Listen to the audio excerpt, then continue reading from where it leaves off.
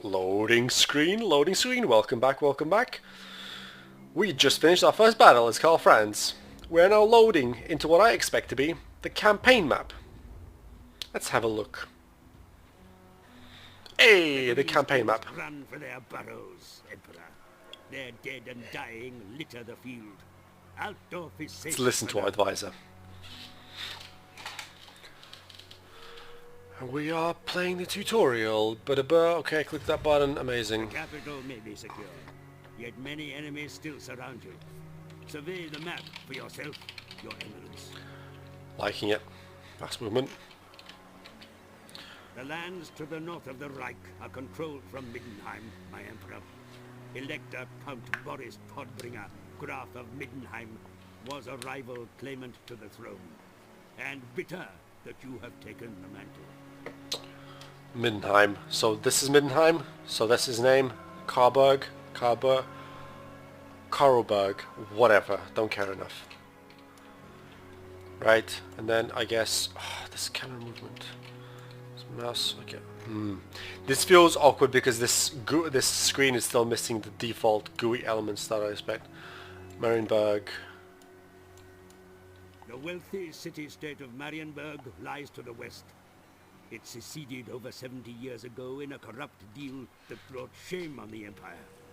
This city would surely make a glittering prize for your burgeoning reign. Marienburg. Karlberg. Carroburg. Marienburg. There's a ghosty thing here. And there's a spider there. What the fuck is that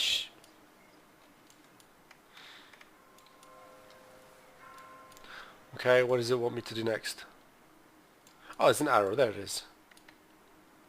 Secessionists hostile to your election as Emperor are trying to form a breakaway province to the south.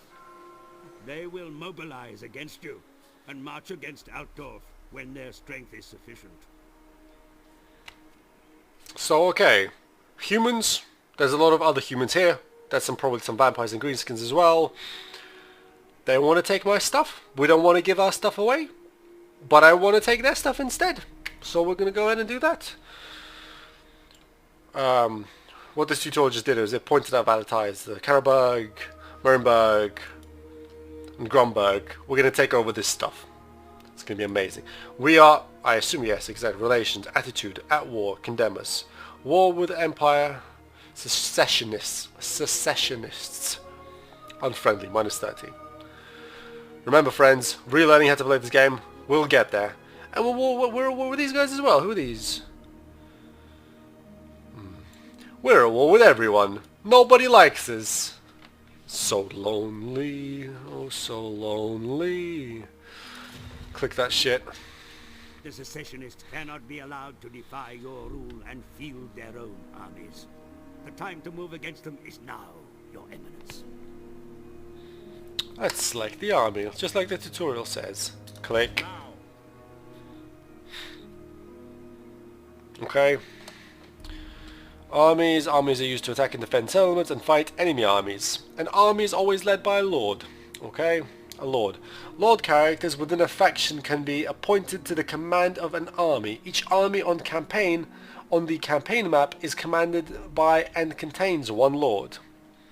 I assume that means, well, no, I don't assume. It does mean that Karl Fritz, fuck is that boy's name? Karl Franz, the Emperor, is the Lord. An army can be selected, advance Karl army towards Gurrenberg. Where's Gurrenberg? Which one was that? It's not that one, it's the one to the south. Of course it's the one to the south. How can I make this? Where are the buttons? Okay, that does that, that does that, that does that. I want to tilt the camera. Right. I remember now what we wanted to do. Options, controls, classic Total War camera. Okay, back, resume.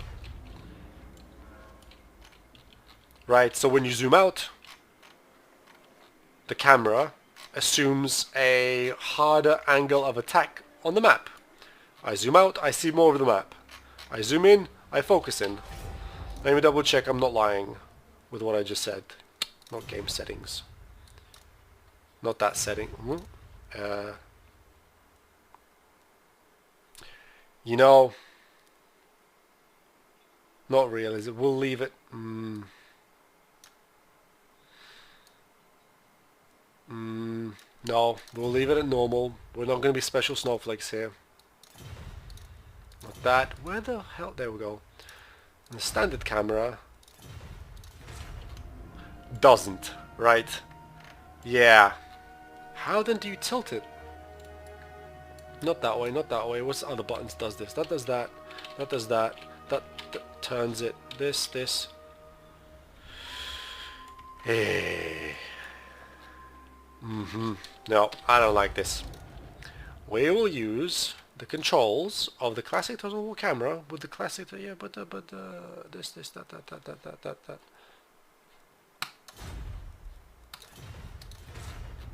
Yes, this is what I like to play like. Okay. So, select Karl Franz. Advance Karl Franz towards Gomberg. This highlighted space is how far our army can move. Obviously, terrain restricts the movement. Some other movement has special... What does this button do? Recruit units. Okay, can I not do that here? I guess it doesn't let me... Yeah, teaching tutorial. So I can't move there. I can walk across that surface. That surface. That surface. That surface. I cannot, however, walk across directly the water. Fine. This is the distance that I can move. What were our special bonuses? Special bonuses of Karl Franz was that he can move further, and some units were cheaper. I forget which ones exactly. It doesn't matter. Doesn't matter yet. Now, one of the features of Total War games is that if I mouse over position, it will tell me, yeah, there we go, Altdorf, Province, Reichland, terrain type, grassland, ambush success chance, 45%, winds of magic blowing, 0. In Warhammer, Winds of Magic is the resource pool that players use during a tabletop match to play magic cards or spells in the magic phase. We will see what this Winds of Magic system actually means in this game. Mouse over here, 45, mouse over here, 45. Grassland, this fucking rock thing is grassland. I guess it's grassland.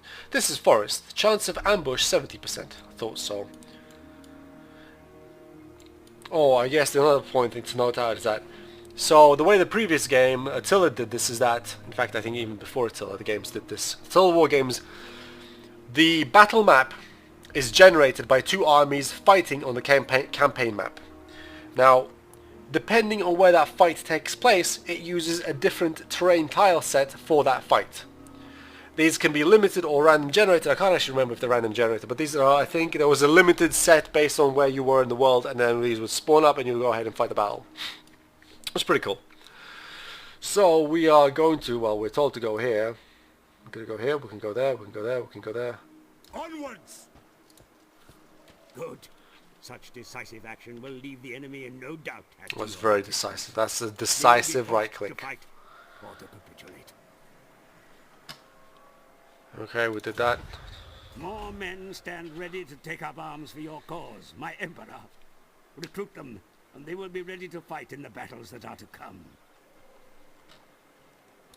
So, the tutorial says we have to select the army. I command here. Open the recruitment panel. Global recruitment is only available whilst garrisoned or in the encampment stance. Let's read that again so it sinks in. Global recruitment is only available whilst garrisoned or in the encampment stance. Global? I wonder. My guess is that this global recruitment system allows me to spawn units from any location of my territory and have them walk towards us. I doubt they'll be teleported and spawn on top of our units, but we'll see. Recruit some units. I have to recruit 3. 0 out of 3 units. Let's recruit 3 units. We have... if we're gonna fight other empire, then we need to get... They're not gonna have many... Oh, that's a wild text message. They're not gonna have many large units, I expect, because, well, empire don't have large units. At least probably as many as orcs do. So instead what we'll do, when we only have one swordsman unit, and as we know, swordsmen are very good against spearmen, so we'll change that to have... Where's my swordsman unit? 4 swordsman units. Excellent choices. There we go, we have Be 4 aware swordsmen that combined. your army must remain stationary to train the new recruits. Okay, let's remain stationary. Improvements may be made to your capital now that the threat to its security has receded. Altdorf must prosper if the Empire is to flourish, my Emperor. Okay.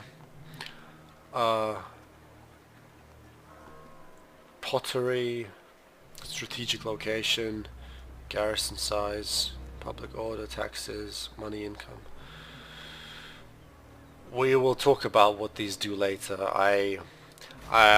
We'll see. Right, okay, so this is a feature that, if I remember, was implemented in Rome 2, Total War Rome 2, where a province is a selection of cities, and in this case it's Altdorf, this one, that will be mine, eventually, this one, and that one. So logically speaking, I take this, we have Altdorf, we take this one, we take that one, and we take that one, right? Really? This camera movement could be a little bit faster. Anyway. Oh, oi. Okay, you can go away for a second. I suggest you upgrade the training facilities, allowing you to field better forces to face your enemies. Okay. Okay, we will build facilities to field better forces. This is a nice GUI. This has improved drastically from the previous Total War games. I applaud Creative Assembly. This is a fucking improvement that was a long time coming. Really a long time coming. Holy shit. This is an actual usable GUI now.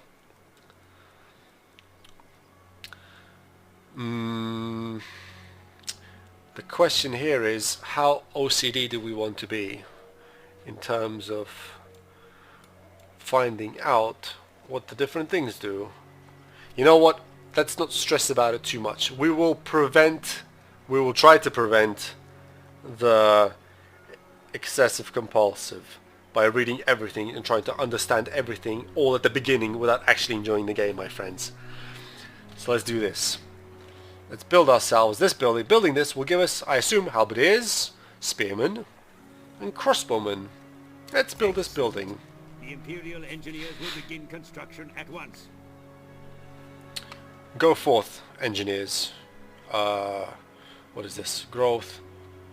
Right. I guess...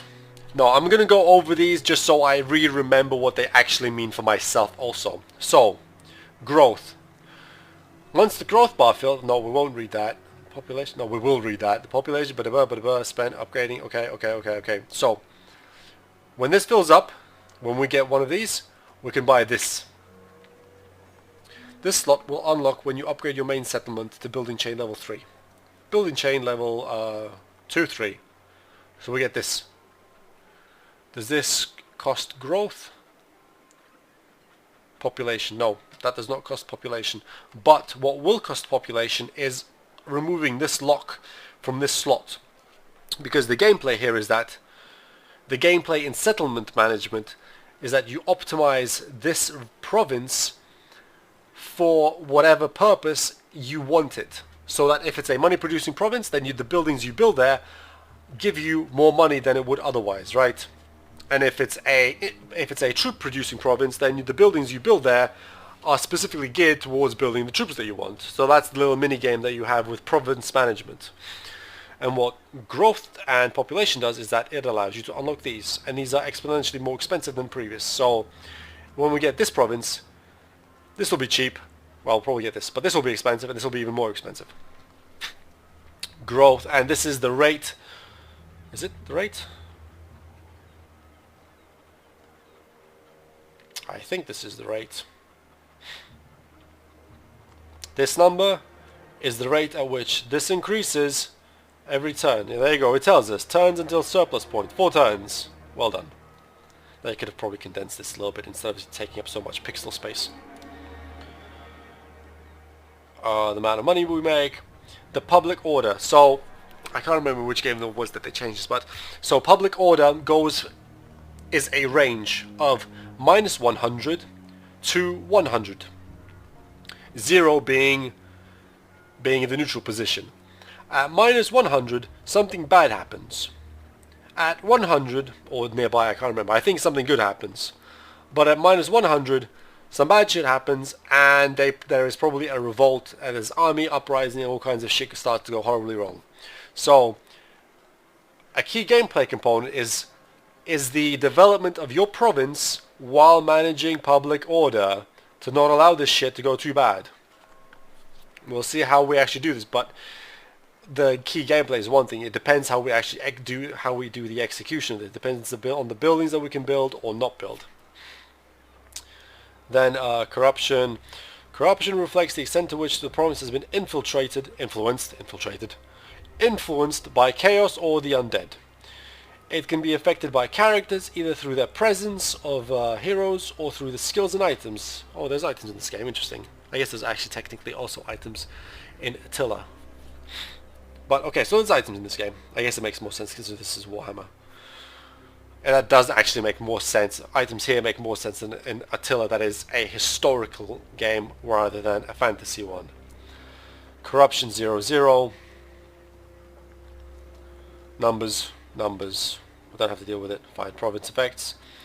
Untainted. Regions. Altdorf. Armies of the undead will suffer losses due to attrition when moving through these lands. Why is the Reichland untainted?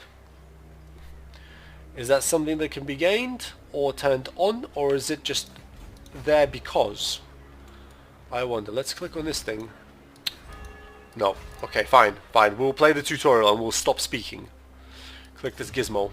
Emperor, by Sigmar's will there is nothing more you can do now. Let us await the enemy's response. Let's end turn. In fact, let's not end turn. What we will instead do is, we will end this video here and resume in the next one. I'll see you then, my friends.